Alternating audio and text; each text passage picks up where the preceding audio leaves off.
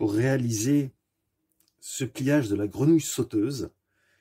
Nous allons donc partir d'une feuille très simple.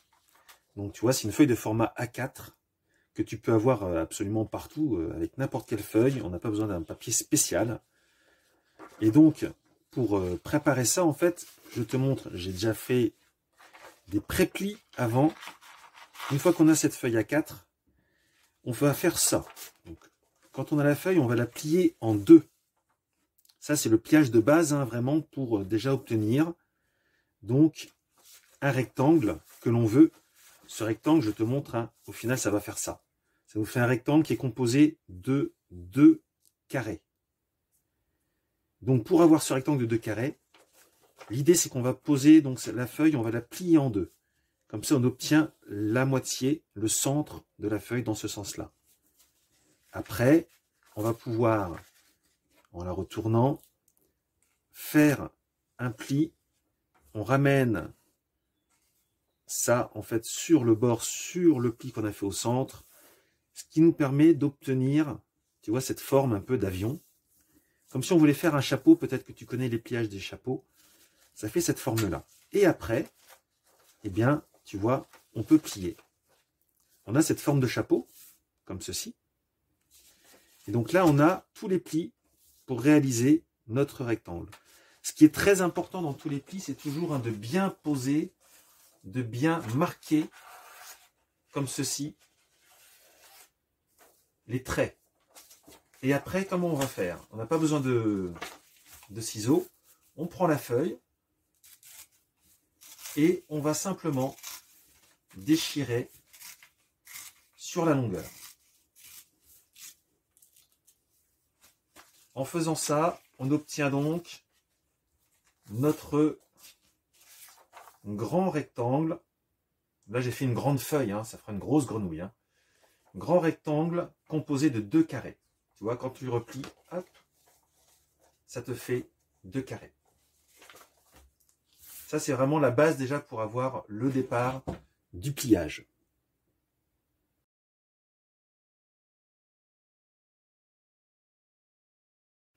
Maintenant que nous avons donc cette base, eh bien, nous allons commencer à former la grenouille. Donc, on a rabattu un côté sur le centre, l'autre côté sur l'autre centre. On va retourner la feuille et on va faire la même chose. Je prends, et là on fait bien attention d'essayer vraiment d'être sur les traits prévus, que tout se joigne bien.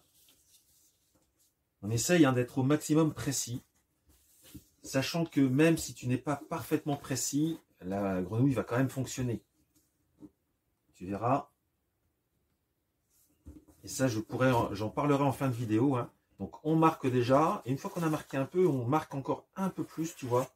Toujours, moi, je marque entre l'ongle et l'index. Je pince la feuille et je marque le pli. On fait la même chose de l'autre côté. Je ramène la feuille sur le centre, le bord sur le centre, qui nous permet de marquer de nouveau l'autre côté. Une fois que c'est marqué, de la même manière, je valide avec ça. Ce qui est très important, ce qui est important de suivre, hein, c'est vraiment le sens des pliages. Donc là, on était dans ce sens-là, on a plié là, plié là, plié là, plié là. On va retourner la feuille. Et maintenant, je vais amener le bord de cette feuille au centre.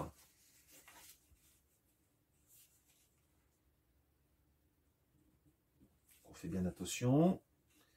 Quand on ramène le bord au centre, logiquement, ça correspond ici à la jointure des deux diagonales. Je marque également. Je fais la même chose de l'autre côté. Je ramène au centre en faisant attention d'être assez précis. Je marque le pli. Là, j'ai marqué légèrement. Maintenant, je valide de nouveau le pli en pinçant entre le pouce et l'index. Ce qui fait que quand je déplie, j'ai tous ces plis-là. Et là, ces plis-là, regarde, je vais juste hop, les remettre un peu en relief. Ça fait ça. Quand tu obtiens ça, que tu vois ces plis-là, c'est que tu as plié donc les bonnes diagonales, les bonnes que tu as bien coupé ce rectangle, tu vois, en 1, 2, 3, 4 parties avec des traits, avec les pliages. Et là, ça va être très simple. Quand on est là, tu tiens un côté, et là, tu vois ici, hop, ça se replie. Comme ceci. Je te montre dans l'autre sens. Tu es là, tu appuies par là vers le centre, et ça se replie. Et tu fais la même chose de l'autre côté. Ce qui te donne un carré un peu plus petit, que tu valides également, pour être sûr d'être bien, surtout au centre. Voilà. Donc nous avons maintenant un carré. Là, un carré avec une belle face toute propre. Et ici, un carré avec des choses qui bougent, des parties qui bougent. C'est cette face-là, nous, qui va nous intéresser. Là, nous sommes sur le dessous de la grenouille. Et on va monter, maintenant, on va créer les pattes. Donc pour faire les pattes, on va ramener une pointe. Là, tu vois, on a 4 pointes. 2 pointes et 2 pointes, 4 pointes. Tu ramènes une pointe vers le sommet, comme ceci. Tu marques bien également l'autre pointe vers le sommet. Et on fait ça avec les 4. Ça nous fait les 4 pattes. Hein. Une patte, 2 pattes qui sont là. 3 pattes que je ramène vers le sommet. Et la 4e patte que je ramène vers le sommet. Et pour vraiment que l'on voit les pattes, maintenant je te montre, tu prends une patte, donc un petit triangle que tu as fait, tu vas prendre le côté du triangle, ici, que tu ramènes sur le bord. Je le fais, après je te montre. Voilà. Ça fait ça. Je te laisse observer. Et tu fais ça pour les 4. Et tu peux le voir, hein, je n'ai pas accéléré la vidéo. On fait ça en vitesse réelle. 1, 2,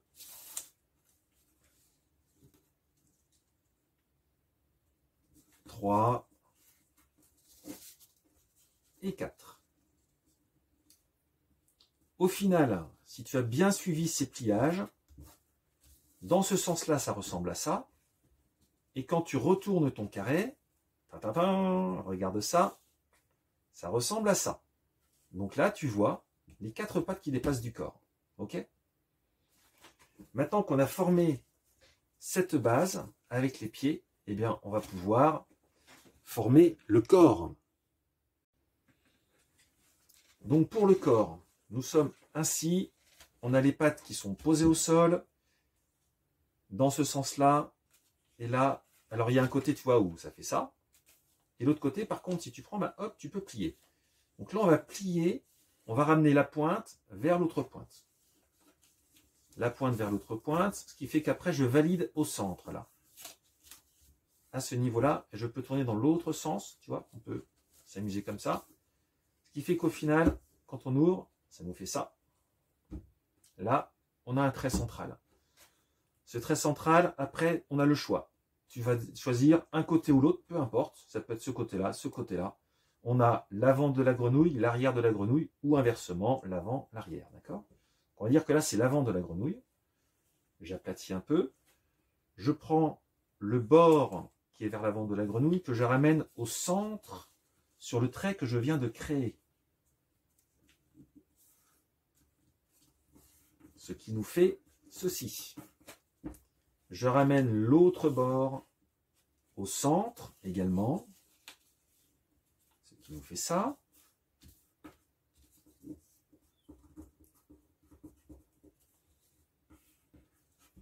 Et voilà. Là, tu peux commencer à deviner un peu. Hein. On a la tête de la grenouille. Et là, on a la queue de la grenouille. La queue de la grenouille, c'est là après où on arrive vraiment à quelque chose d'intéressant pour lui donner cette impulsion, cette manière de pouvoir sauter. Là, ici, regarde bien. Quand tu tiens ta grenouille comme ça, tu peux, parce qu'à l'origine, ici, on a un pli en dessous. tu peux facilement rabattre, comme ceci, tu vois. Ce qui donne quoi? Quand tu prends par-dessous, tu rabats, les deux pattes, avant et arrière, viennent en superposition, de manière plus ou moins parfaite. Tu vois, ici c'est plutôt parfait, là j'ai un léger décalage, mais c'est pas grave. Hein. Ce n'est pas un problème, au contraire. Et tu vas comprendre pourquoi après, en fait, on ne recherche pas forcément une perfection. Donc là, je marque un pli. Tu vois ce pli-là. Ce pli marqué, je vais prendre la pointe, la queue, que je vais ramener entre les deux droites qui sont là. Là, j'ai une droite définie, j'ai une droite là, je l'amène au centre, entre les deux. Ça nous fait un point de repère, tu vois. Donc, je mets la pointe ici, au centre. Après, j'appuie là, je valide. Et nous allons arriver au moment de créer le ressort. Ça, c'est le moment le plus, je dirais, délicat et qui va tout faire.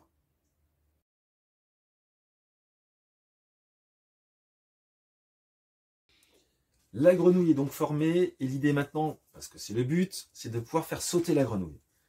Pour ça, pour créer le ressort, on a plusieurs solutions. On peut tenir et forcer un peu, mais c'est parfois compliqué. L'autre solution qui peut être plus simple, c'est que tu poses simplement sur ta table, comme ça tu as une bonne base pour t'appuyer. Et on va ramener ce bord-là sur ce trait-là. Si tu préfères, si je plie dessous, je ramène ce bord-là sur ce bord-là. Regarde, je le fais en prenant les pattes. Hop, et je ramène. Et j'appuie un peu, mais pas trop, parce qu'en même temps, c'est le ressort. Et voilà. Et nous nous retrouvons, comme tu as pu le voir en début de vidéo, avec la grenouille. Donc cette grenouille-là, c'est une très grosse grenouille, tu vois. Elle est vraiment grosse. Hein. Donc quand elle saute, vu qu'elle est lourde, tu vas voir, elle fait des petits sauts, tu vois. Elle va à peine sauter. Et ça, c'est normal. Tu vois, tac. Parce qu'elle est lourde. C'est pour ça qu'il y a l'intérêt de faire des grenouilles de taille différente.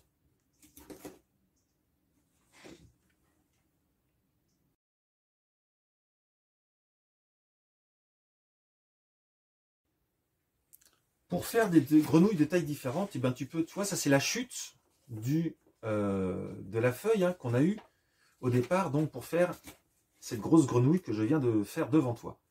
Eh bien, cette chute, en fait, elle va être utilisée également. Tout simplement de la même manière, tu vois. Hop, je reprends là. Je replie là pour ramener sur le centre. Et ça, déjà, ça me fait mon pliage pour créer mon rectangle composé de 2 carrés. Là, après cette chute-là, ça, en fait, c'est la chute qui ne m'intéresse plus.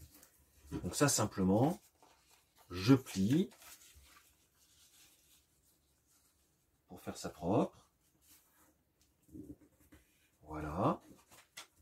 Je valide ce pli pour pouvoir ensuite le découper à la main plus facilement. Puisque je n'utilise aucun instrument, ni ciseaux, ni couteau. Donc l'avantage, c'est qu'il n'y a absolument aucun danger pour les enfants. Quand tu fais ça avec des enfants, même des jeunes enfants, il n'y a aucun danger. On n'utilise que les mains et du papier. Donc là, tu vois, j'ai mon rectangle qui est formé de 2 carrés. Et de la même manière, je vais de manière un peu plus rapide, hein, cette fois-ci, pour le faire. Et ben, tu recommences. Tu fais les plis. Hop. Tac. Là, celui-là est validé aussi. On refait l'autre.